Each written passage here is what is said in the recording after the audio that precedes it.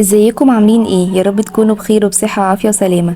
تعالوا بقى نعمل العيش الفينو زي ما بنجيبه من المخابز بره او من الافران. جايبالكوا اسرار من جوه الفرن. رحت للراجل اللي انا بجيب منه الفينو، بصراحة الفينو بتاعه ممتاز. قلت له انا عايزه اعرف ايه السر بتاعك، قال لي على المقادير دي. تعالوا ننفذها مع بعض ونشوف النتيجة بتاعتنا ايه. وصلوا على النبي واذكروا الله في التعليقات. ويلا بينا نشوف الخطوات بتاعتنا.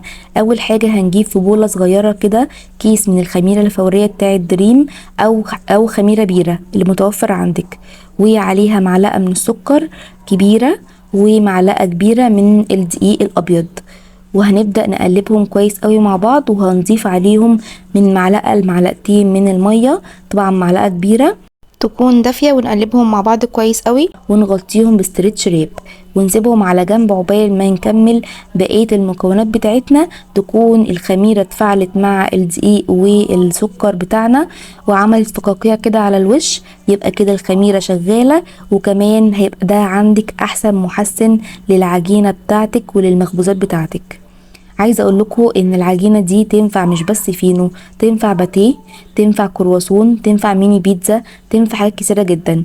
اهم حاجه تمشي على الخطوات اللي انا هقولك عليها وهتطلعي احلى فينو عندك في البيت. دلوقتي بقينا نجيب الفينو من بره. تمنه كام؟ رغيف صغير كده ما بيشبعش حتى طفل صغير، ب2 جنيه. دلوقتي هنعمل فينو ما شاء الله من نص كيلو دقيق، هتشوفي الكميه بنفسك، كمية حلوة. وكمان الفينو كبير كده ومبقلص زي بتاع زمان اللي مبقناش نشوفه دلوقتي. فتعالوا نمشي على الخطوات. بعد ما حطيت الخميرة مع الدقيق والسكر والمية، ركنتهم على جنب كده متغطيين بستريتش راب لحد ما نخلص بقية المكونات بتاعتنا. خدت 3 كوبايات من الدقيق، الكوباية المعيارية ديت يعني لو بالجرام 250 جرام الواحدة. فاحسبوها انتوا بقى لو انتوا عايزين تحسبوها بالجرامات، لكن هي 3 كوبايات من اللي هم بتوع فنجان الشاي دقيق. حطيت عليهم معلقة صغيرة من الملح ونص معلقة صغيرة من البيكنج باودر، وقلبت المكونات الجافة دي كلها مع بعض. بصوا بعد 5 دقايق بالظبط كانت الخميرة بتاعتي طلعت فقاقيع كده والقوام بتاعها تقل شوية. هبدأ بقى اخدها واحطها على الدقيق بتاعنا واقلبهم، وهنزل معاهم بمعلقة كبيرة من الخل ومعلقتين كبار من الزيت. وعندي المية انا مدفياها يعني فترة، لا هي سخنة قوي ولا هي باردة، يعني درجة الحرارة تقدري ان انت ايديكي تستحملها. تمام. ودي اللي احنا خدنا منها على الخميرة والدقيق، خلي بالكم هي نفس المية الدافية. هنرجع بقى ان احنا يعني نعجن بيها العجينة بتاعتنا. زي ما انتوا شايفين كده نزلت باول كوباية كاملة، وبعد كده الكوباية التانية هنزل بيها تدريجي. والدقيق بتاعي ما خدش اصلا الكوباية كاملة، خد كوباية ونص بالظبط من المية. وهرجع ازود دقيق تاني لان نوعية الدقيق بتاعتي كنت حاسه ان هي بتشرب الميه، فعشان كده بقول لكم انزلوا بالميه تدريجي علشان مش كل دقيق بياخد نفس كميه الميه. وطبعا لما تيجي تشتري الدقيق قولي للراجل اللي انت تشتري منه الدقيق انا عايزه دقيق متعدد الاستخدامات او دقيق مخصص للخبز. بلاش الدقيق بتاع الكيكات وبتاع البيتي فور وبتاع الكحك والكلام ده. خليكوا في الدقيق بتاع متعدد الاستخدامات او دقيق مخصص للخبز. نفس الكلام لو هتشتريه مغلف من السوبر ماركت بيبقى مكتوب على ظهر الكيس من ورا الدقيق ده مخصص لايه. خليكوا في المتعدد الاستخدامات او اللي مخصص للخبز. بعد ما حطيت الميه بتاعتي بدات ان انا بقى اعجن بايديا كويس قوي العجينه، وزي ما بقول لكم حسيت ان هي بتلزق ومحتاجه دقيق تاني، فبدات ان انا ازودها دقيق وخدت العجينه معايا نص كوبايه تاني من الدقيق، بسبب ان انا الدقيق شرب الميه وكان بيلزق معايا زي ما انتم شايفين كده. طبعا انا سرعت الفيديو علشان ما اخدش من وقتكم كتير، بس انا اخدت في العجن بالظبط 10 دقايق بعجن في العجينه. وده بسبب ان انا الدقيق زي ما بيقولوا كده شرب الميه وكان بيلزق. لكن لو الدقيق كان عرقه كويس ويعني ما بيشربش الميه كان مخدش معايا كل الوقت ده. وزودت نص كوبايه من الدقيق علشان عايزه اوصل ان العجينه تكون طريه بس ما بتلزقش. يعني العجينه بتاعه الفينو بالذات ما بتكونش بتلزق. بصوا العجينه بتلزق في ايديا ازاي. فبدات ان انا ازود دقيق، كنت كل شويه بزود حبه صغيرين علشان برضو ما تمسكش مني قوي. فخدت بالظبط مني زياده نص كوبايه من الدقيق. وبعد ما عجنت العجينه لحد الاخر وزودتها دقيق وفضلت اعجن فيها 10 دقايق لحد ما بقتش تلزق خالص. وصلت بقى لمرحلة ان الطبق بتاعي بقى نضيف تماما مفيهوش عجينة، وكمان ايديا لما بعجن بيها مش بتمسك في العجين ولا بتلزق، اذا كان ايديا اللي انا بعجن بيها او ايديا التانية، ولا ايد بتلزق في العجينة. وده كده احنا وصلنا للقوام المظبوط. بصوا العجينة طرية خالص بس ما بتلزقش خالص في ايديا، وخرجت من يعني فكت من ايديا اللي انا بعجن بيها وكمان ايدي التانية. هبدأ بقى ان انا اغطيها بالبونيه ده وبفوطة كده علشان تخمر بسرعة. واصلا الجو دلوقتي حر فهتخمر بسرعة، لكن لو الجو برد هتحطيها بقى في فرن تحت لمبة الفرن كده يعني هتخمر معاكي بمنتهى السهولة. بصوا بقى ما شاء الله اللهم بارك، بعد ما خمرت كانت يعني تحفة. فضيت بقى منها الهوا وبدأت ان انا اكورها كور صغيرة على قد كف الايد. طبعا كل ما تخلي الكرة بتاعتك صغيرة كل ما هيبقى الفينو بتاعك اقصر واصغر. يعني لو عايزة تعملي ميني فينو يبقى هتاخدي كورة صغيرة قوي حجم الليمونة كده، لكن لو عايزاها فينو كده محترم وطويل ومبقلص كده يعني ما شاء الله كده يعني رغيف فينو محترم، يبقى زي ما انا بعمل كده على قد كف ايدك، يعني حوالي حجم اليوسفندية او البرتقانية الصغيرة. وبدأت ان انا بقى اكور كده كل الكور بتاعتي تقريبا نفس الحجم علشان يبقى الفينو بتاعي كله نفس الحجم، وياخد لما بعد كده ادخله في السوا مفيش حاجة تتحرق، يبقى كله واخد نفس السوا وكله مظبوط تمام كده. بعد ما كورت العجين بتاعي كله هدهن بقى الرخامة بتاعتي دهنة زيت علشان العجين بتاعي ما يلزقش في الرخامة. وطبعا مكان بقى ما كنا بنعجن والدقيق وكده بنضف الرخامة كويس قوي. وهبدأ بقى ان انا بعد ما دهنت كده الرخامة بتاعتي دهنة زيت هاخد اول كورة خالص كورتها وابدأ ان انا افردها بشكل مستطيل زي ما انتم شايفين كده. على قد ما تقدري افرديها ده فردة مستطيلة وبايدك كده، وابدأي ان انت تعمليها رول.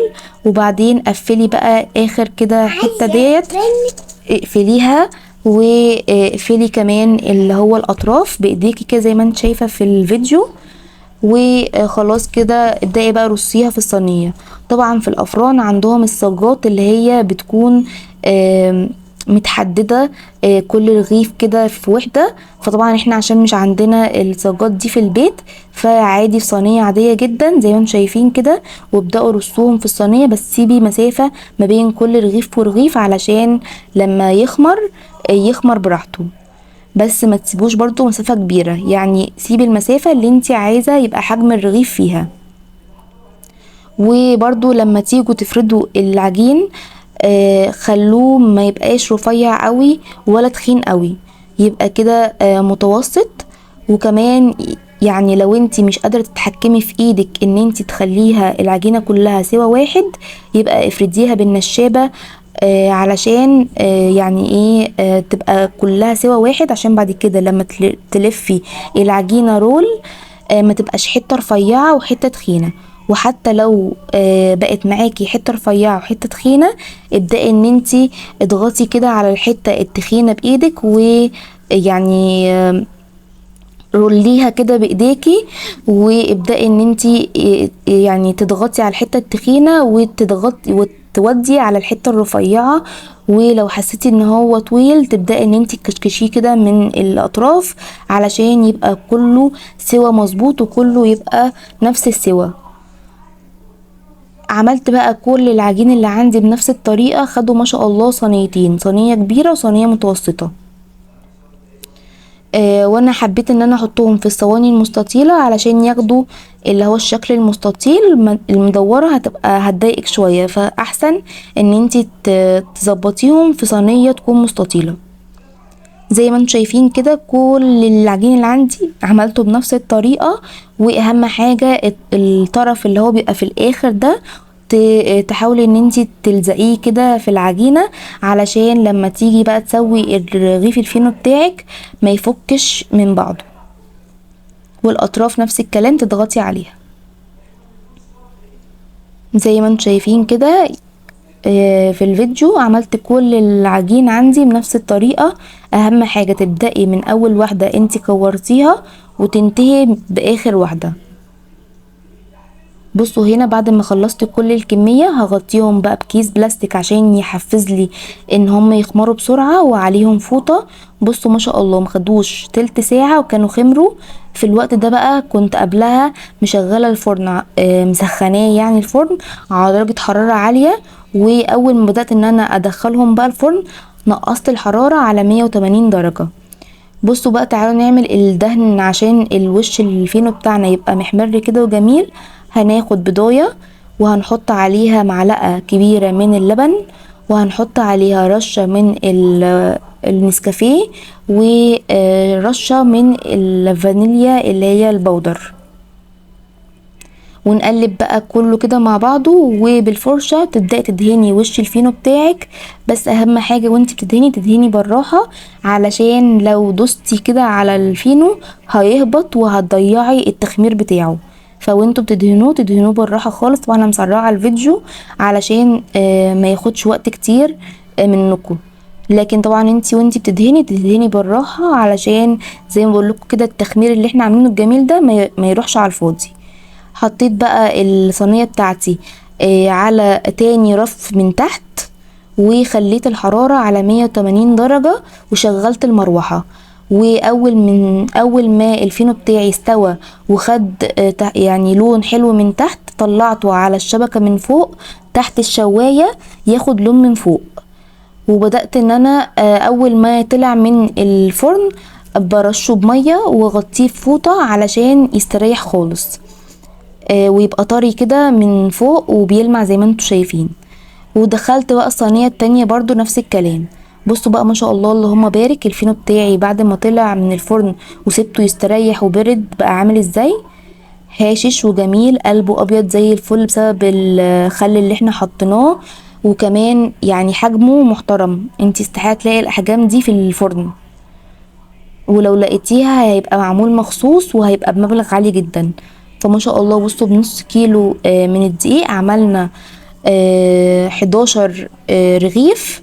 من يعني يضربوا الرغيف الواحد اللي احنا بنجيبه من بره بمليون مرة. يعني ده الرغيف ده ب3 من اللي احنا بنجيبه من بره. فطبعا لو انت عايزة تعملي الفينو اصغر من كده هتعملي طبعا وهيطلع معاك كمية اكبر من دي بكتير. بصوا بقى من جوه قلبه هش ازاي ولونه ابيض وجميل ازاي، تحفة. لو عجبكم بقى الفيديو يعني ما تبخلوش عليا باللايك عشان الفيديو يترفع ويوصل لمشاهدة عالية، والناس كتير تستفاد منه ويشوفوه. بصوا بقى اللي هي الصينية الصغيرة الفينو فرش فيها، ده بسبب ان انا ما كنتش مالية الصينية. فالفينو طول ما هو مفيش حاجة ضغطاه او مفيش حاجة ماسكاه بيفرش. فاللي فرش ده معايا في الصينية الصغيرة خدته فتحته كده زي التوست، ودهنته بقى بالنوتيلا اللي احنا عاملينها مع بعض. هسيب لكم الفيديو بتاعها في نهاية الشاشة لو عايزين تشوفوا عملناها ازاي. كده خلاص خلصنا. لو عجبكم الفيديو ما تنسوش الشير واللايك والسبسكرايب. باي باي.